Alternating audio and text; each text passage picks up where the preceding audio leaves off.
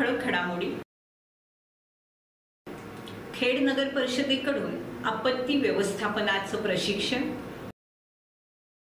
खेडची नारंगी दूषित, नारंगी नदी परिसरात दुर्गंधीचं साम्राज्य, माजी नगरसेवक पप्पू चिकणे आक्रमक।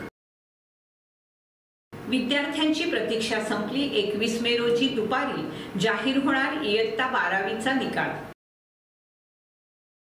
तुडील ते माकरळ मंडणगड रस्त्यावर अपघात, संबंधित ठेकेदार अक्षय कन्स्ट्रक्शन कंपनीवर नागरिकांचा संताप। 22 मे रोजी कशेडी मठ येथे स्वामींच्या पादुका दर्शन सोहळ्याचं आयोजन। सविस्तर वृत्त। खेड शहरातील जगबुडी नदी पात्रात सोमवारी सकाळी जिल्हाधिकारी रत्नागिरी आणि खेड नगर परिषदेकडून आपत्ती व्यवस्थापन प्रशिक्षणाचं आयोजन करण्यात आलं होतं। दरवर्षी पावसाळ्यात खेड शहराला पुराचा विळखा बसतो। यातून नेहमी आपत्कालीन परिस्थिती निर्माण होते। या परिस्थितीतून शहरातील नागरिकांना बाहेर काढण्यासाठी खेड नगर परिषद आणि शहरातील विविध सामाजिक संस्था प्रयत्न करतात। दरवर्षी उद्भवणाऱ्या या समस्येवर अद्यापही ठोस उपाययोजना करण्यात आली नसली तरी प्रशासनाच्या वतीनं आपत्कालीन परिस्थितीचा सामना करण्याचं प्रशिक्षण देण्यात येतं। यावर्षी देखील जिल्हाधिकारी रत्नागिरी आणि खेड नगर परिषदने सोमवारी सकाळी आपत्कालीन प्रशिक्षणाचं आयोजन केलं होतं। खेड नगर परिषदेच्या कर्मचाऱ्यांनी आणि शहरातील विसर्जन कट्टा ग्रुपनं या प्रशिक्षणाचा यावेळी लाभ घेतला।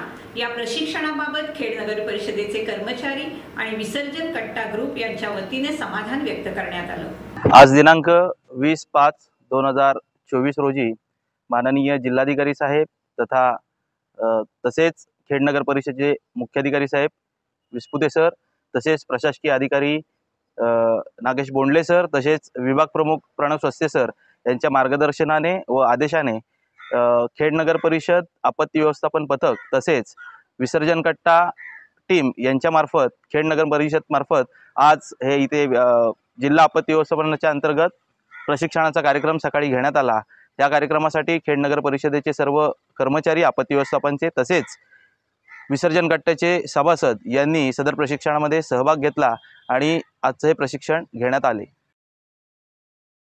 खेडची नारंगी दूषित होताना दिसतेय, सोबतच नारंगी नदी परिसरात दुर्गंधी पसरली असल्याचं देखील समोर आलंय। खेड नारंगी नदीत कचरा टाकला जातो, त्यामुळे माजी नगरसेवक पप्पू चिकणे यांनी आक्रमक भूमिका घेत शासनाकडे तक्रार दाखल केली। स्वामी समर्थ मठ कशेडी बंगला येथे खेड येथील सर्व सेवेकरी आणि दादर येथील सेवेकरी यांच्या माध्यमातून बुधवारी 12 मे रोजी स्वामींच्या पादुका दर्शन सोहळ्याचं आयोजन करण्यात आलं आहे। या निमित्तानं महाप्रसाद देखील आयोजित करण्यात आलाय। श्री क्षेत्र अक्कलकोट स्वामींच्या श्री स्वामी समर्थ समाधी मठ येथील स्वामी महाराजांच्या मूळ चर्म पादुका, चोळप्पा महाराजांचे वंशज श्री नितीन पुजारी आणि ब्रह्मवृंद यांच्या मंत्रघोषामध्ये बुधवारी हा कार्यक्रम संपन्न होणार आहे।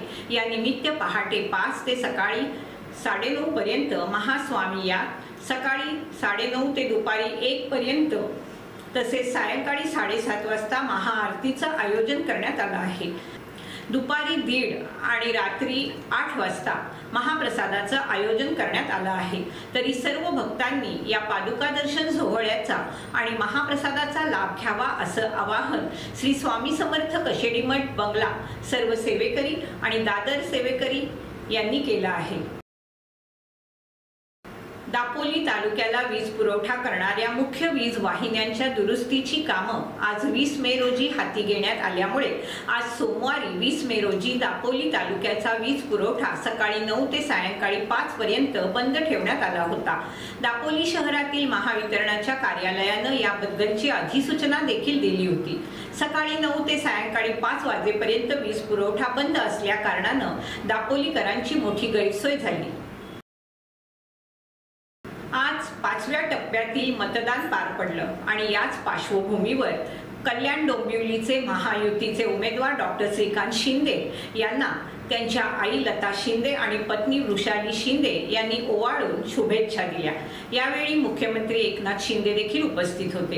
गेल्या 10 वर्षात पंतप्रधान नरेंद्र मोदी यांनी केलेला विकास आणि 2 वर्षात महायुतीच्या सरकारनं केलेलं काम याच्या बळावर मुंबईसह MMR मधील सर्व जागांवर महायुतीचे उमेदवार प्रचंड मतांनी विजयी होतील आणि येत्या 4 जून रोजी विरोधकांची तोंडे पूर्णपणे बंद होतील असा विश्वास त्यांनी यावेळी बोलताना व्यक्त केला।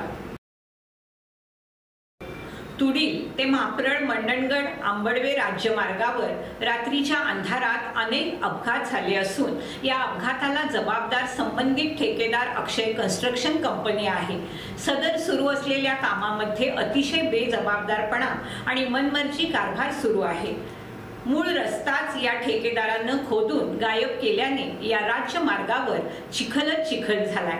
त्यामुळे या रस्त्यावर रात्री अपघाताच्या घटना घडत आहेत। याबाबत माहिती मिळताच मनसे कार्यकर्ते घटनास्थळी दाखल झाले। या राज्य मार्गावर चिखल असल्याने वाहनांचं मोठ्या कारणामुळे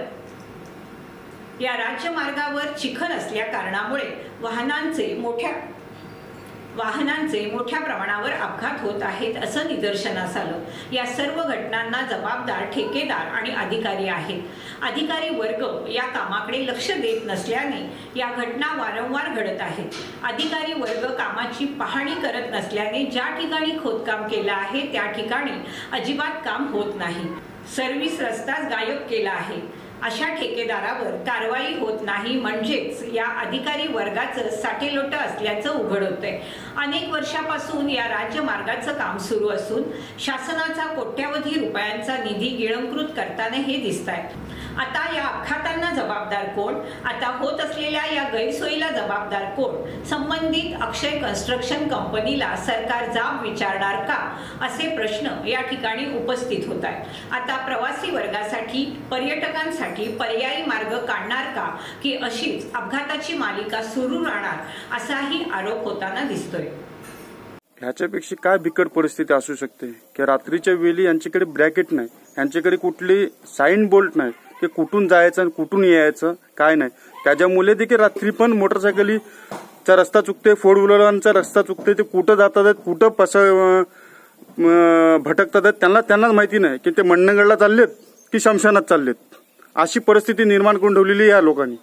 ह्यांच्याशी संपर्क साधण्याचा प्रयत्न केला तर याबद्दल आम्हाला वेळ नाही, आम्ही कामात आहोत। ह्यांचं काम काय फजित पावतंय ना।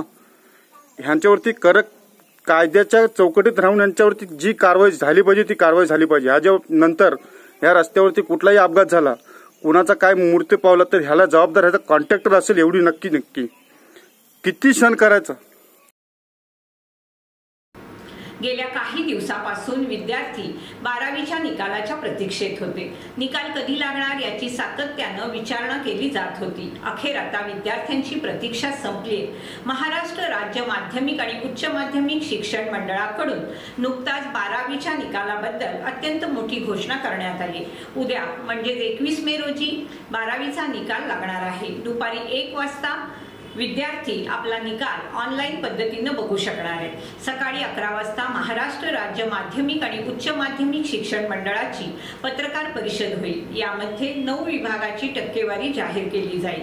राज्यामध्ये 21 फेब्रुवारी ते 19 मार्च 2024 दरम्यान 12वीच्या परीक्षा संपन्न झाल्या। विशेष म्हणजे यंदा 12वीची परीक्षा देणाऱ्या विद्यार्थ्यांचा आकडा सुद्धा मोठा होता। उद्या ऑनलाईन पद्धतीने 12वीचा निकाल लागेल। खाली दिलेल्या वेबसाईटवर जाऊन विद्यार्थी आपला निकाल पाहू शकतात। दुपारी 1 नंतर हा निकाल पाहता येईल। आविष्कार फाउंडेशन तर्फे यंदा शिक्षण, क्रीडा, सामाजिक क्षेत्रात उल्लेखनीय कामगिरी करणाऱ्यांना दिला जाणारा यंदाचा राज्यस्तरीय पुरस्कार म्हसाळा तालुक्यातील शिक्षण विभागात काम करणाऱ्या नरेश विचारे यांना प्रदान करण्यात आलाय। डॉक्टर बाबासाहेब आंबेडकर भवन पन्हाळगड येथे जागतिक न्यूरोसर्जन डॉक्टर संतोष प्रभू यांच्या हस्ते विचारे यांना हा सन्मान देण्यात आला। हा पुरस्कार मिळाल्याबद्दल नरेश विचारे यांचं सर्वत्र कौतुक होतंय। खेड शहरातील नवभारत हायस्कूलमध्ये शिकणारी सन 2000ची इयत्ता 10वी बॅचच्या सर्व माजी विद्यार्थ्यांनी तटकरे सभागृहामध्ये एकत्र येऊन आपल्या जुन्या आठवणींना उजाळा दिला। यावेळी नवभारत हायस्कूलचे DM Patil sir, Zade sir, Jhanjhane madam, Wankudale sir, Kamble sir, Mohite madam, Daware madam, Apte madam यासह अनेक शिक्षक वर्ग उपस्थित होता। यावेळी सर्व विद्यार्थ्यांनी आपल्या जुन्या आठवणींना उजाळा दिला। आपले विद्यार्थी विविध क्षेत्रात कार्यरत असल्याचा अभिमान असल्याचं यावेळी शिक्षकांनी व्यक्त केले। हा कार्यक्रम तटकरे सभागृहात शनिवारी 18 मे रोजी उत्साहात पार पडला। हा कार्यक्रम यशस्वी करण्यासाठी या प्रशालेचे माजी विद्यार्थी दीपक हंबीर, डॉक्टर आदेश भोसले, मयूर घोले, सुमित महादे, शेखर तावडे, दीपक निकम, डॉक्टर दीपाली आंबेगावकर, प्रियांका मोरे, कल्याणी संदरे, अनिता सुतार या विद्यार्थ्यांनी विशेष मेहनत घेत आपल्या वेळच्या सर्व मुलामुलींशी संपर्क करत सगळ्यांनी एकत्र येऊन जुन्या आठवणींना उजाळा दिला।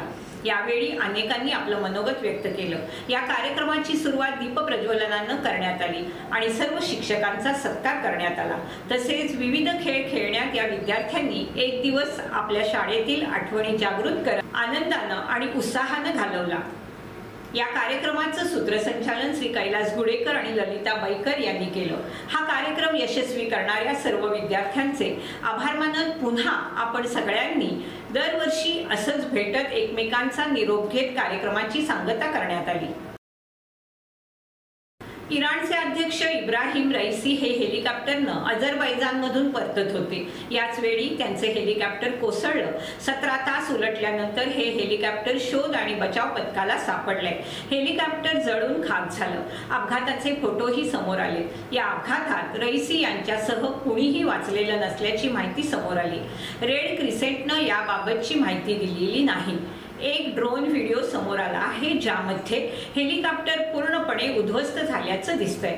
आता अध्यक्ष रईसी यांच्यासह इतरांचा शोध घेतला जात होता, मात्र त्यांचा अपघाती मृत्यू झाल्याचं एका वृत्तसंस्थेनं म्हटलं आहे।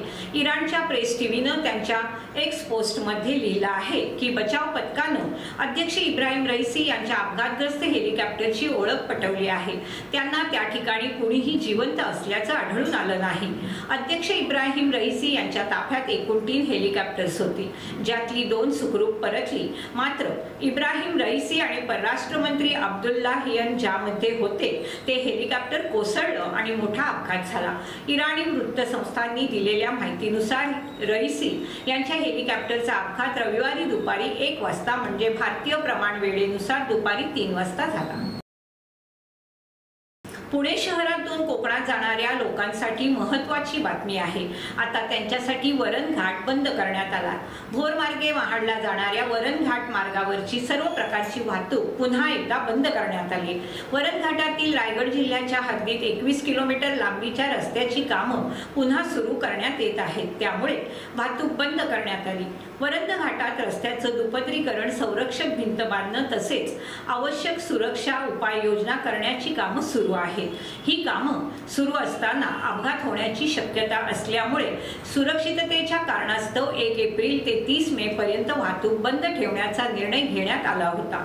परंतु लग्न सराई तसेच उन्हाळ्याची सुट्टी आणि निवडणूक पाहता कोकणात प्रवाशांची गैरसोय होऊ नये म्हणून घाटातील रस्ता सुरू करण्याची मागणी महाडचे आमदार भरत गोगावले यांनी केली होती। त्यानंतर जिल्हाधिकाऱ्यांसोबत झालेल्या चर्चेनंतर 1 मे पासून काही दिवसाकरता हा रस्ता सर्व प्रकारच्या वाहतुकीसाठी पुन्हा खुला करण्यात आला होता। परंतु आता पुन्हा एकदा घाटातील कामं सुरू करण्यात आल्याने हा रस्ता वाहतुकीसाठी बंद करण्यात आला आहे। आता वेळ झाली इथेच थांबण्याची। आपण पाहत रहा आपली लाडकी वाहिनी दीपवाहिनी।